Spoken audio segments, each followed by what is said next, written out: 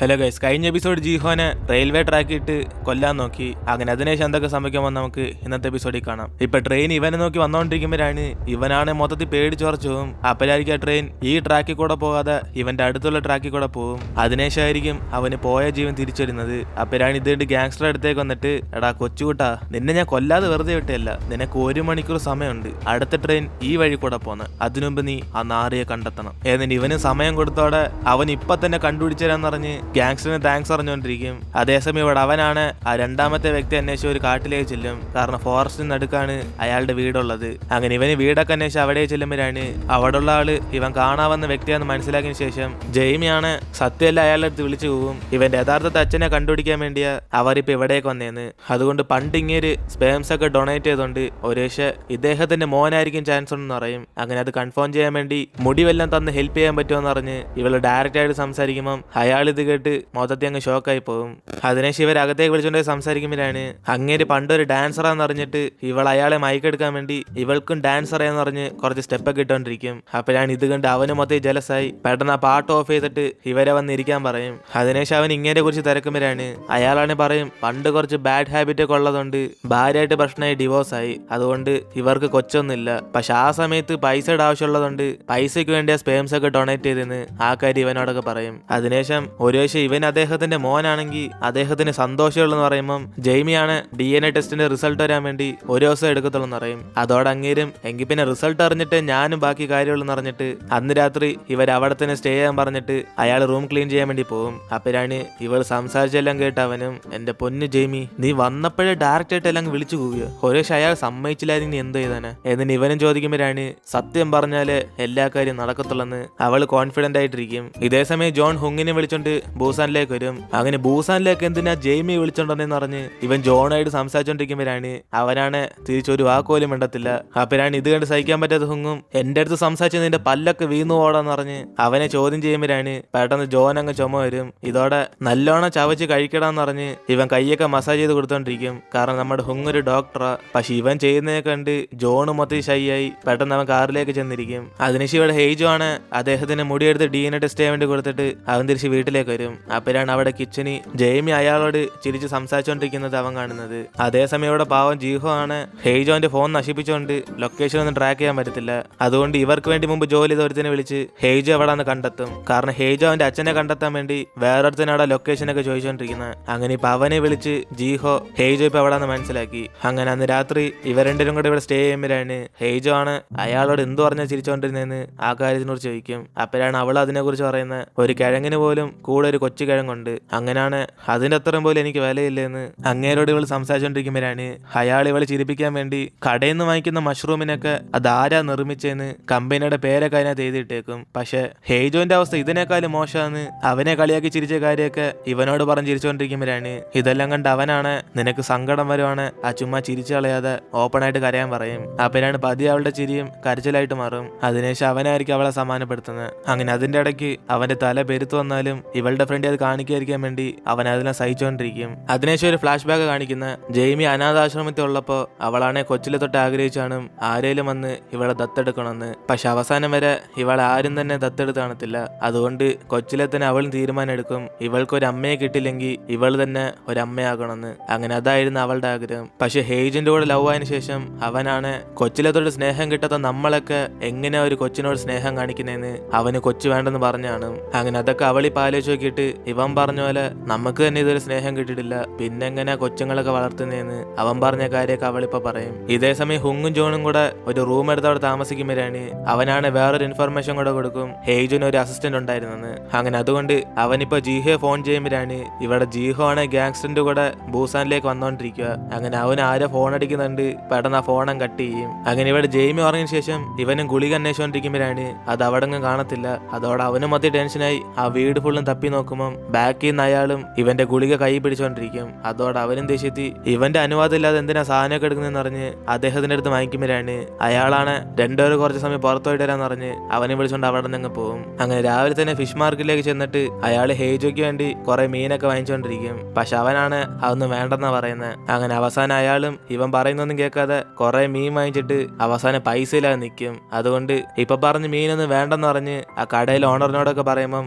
അവർക്കാണ് കട്ട ദേഷ്യം ദേഷ്യം വരും. അപ്പരാണ് ഇത് കണ്ട് ഹേജോയും പൈസ അവൻ കൊടുത്തോളെന്ന് പറഞ്ഞ് അടുത്തേക്ക് വരുമ്പം അയാളാണ് കടക്കാരിങ്ങനെ സംസാരിച്ചുകൊണ്ട് അവരായിട്ട് വഴക്കുണ്ടാക്കും. അങ്ങനെ മൊത്തത്തിൽ കൂട്ടടിയാകുമ്പോഴാണ് ഹേജോ അയാൾ അടി വാങ്ങിക്കുന്നുണ്ട് ഇവന് കൂടെ ചേർന്ന് ഫൈറ്റ് ചെയ്യും. അതിനുശേഷം ഇവർ അവിടെ നിന്ന് കുറച്ച് മാറി നിന്ന് ഫുഡ് വാങ്ങിച്ച് കഴിക്കുമ്പം ഇവ നല്ലോണം ഫൈറ്റ് ചെയ്തെന്ന് പറഞ്ഞ് അങ്ങനെ കുറെ പൊക്കി പറഞ്ഞോണ്ടിരിക്കും. അപ്പരാണ് ഹേജോയും കാശിനു വേണ്ടി അവൻ എപ്പോഴും അടി ഉണ്ടാക്കിയാ ജീവിച്ചോണ്ടിരുന്നേന്ന് ഇദ്ദേഹത്തോട് ആ കാര്യമൊക്കെ പറയും. അപ്പരാണ് അങ്ങേരും തോളി തട്ടിക്കൊടുത്ത് ഇവൻ ജീവിതത്തിൽ കുറെ കഷ്ടപ്പെടണമെന്ന് അറിഞ്ഞ് അവനെ സമാനപ്പെടുത്തും. അങ്ങനെ അതോടെ അവന് ചെറുതായിട്ട് ഇമോഷണലാകും. അതേസമയം ഇവിടെ ജെയ്മി എഴുന്നേറ്റ് നോക്കുമ്പോഴാണ് വീട്ടിലങ്ങ് ആരും കാണത്തില്ല.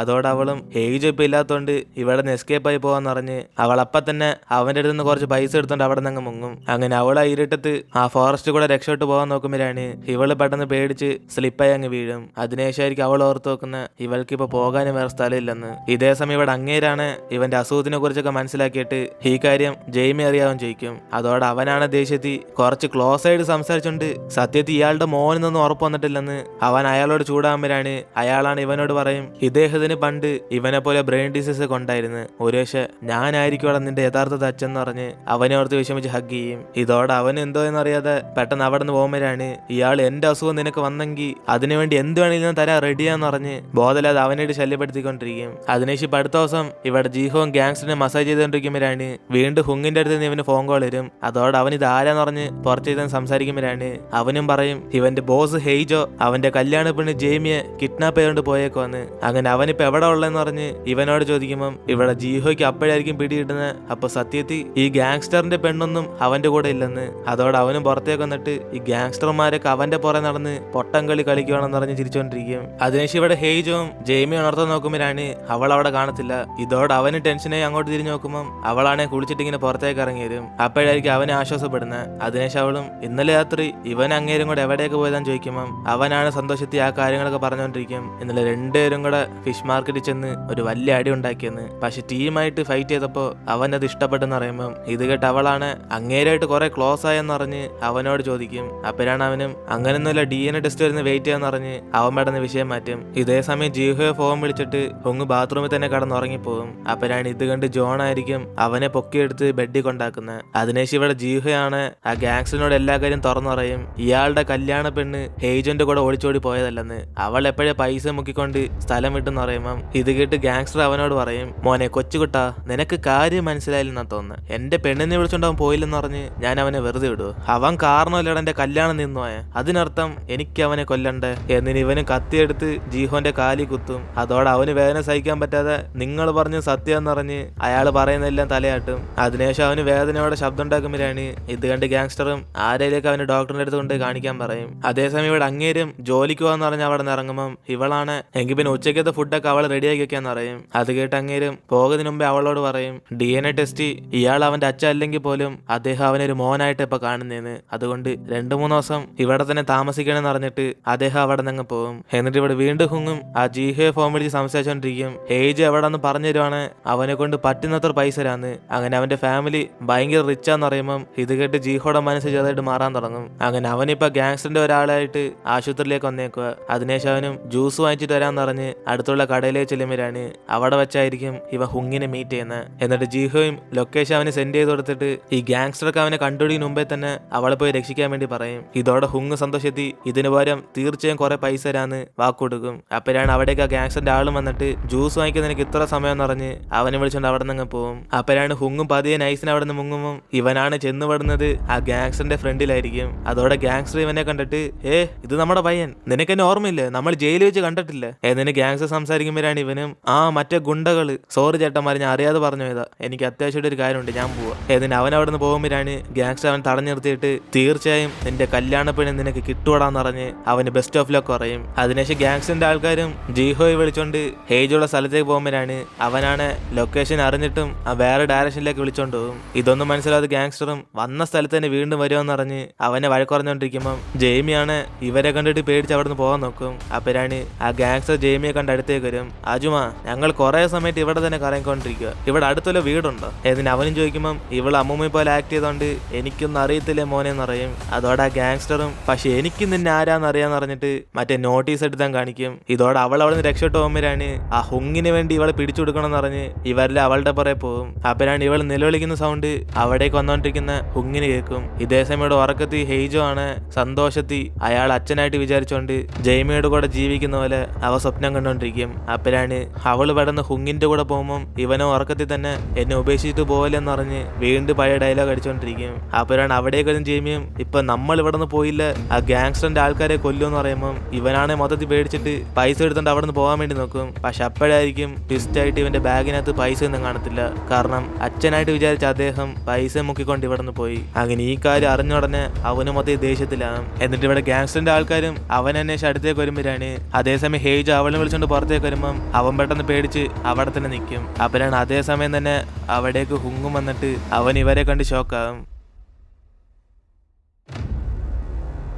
അങ്ങനെ ഈ ഒരു സീനോടെ നമ്മൾ ഇന്നത്തെ എപ്പിസോഡ് ഇവിടെ തീരുന്നു. ഇതിനുശേഷം എന്തൊക്കെ സംഭവിക്കുമെന്ന് നമുക്ക് അടുത്ത എപ്പിസോഡിൽ കാണാം. വീഡിയോ ഇഷ്ടപ്പെട്ട വീഡിയോ ലൈക്ക് ചെയ്തിട്ട് മറക്കാൻ നിങ്ങളുടെ ഫ്രണ്ട്സിനോട് ഷെയർ ചെയ്യുക.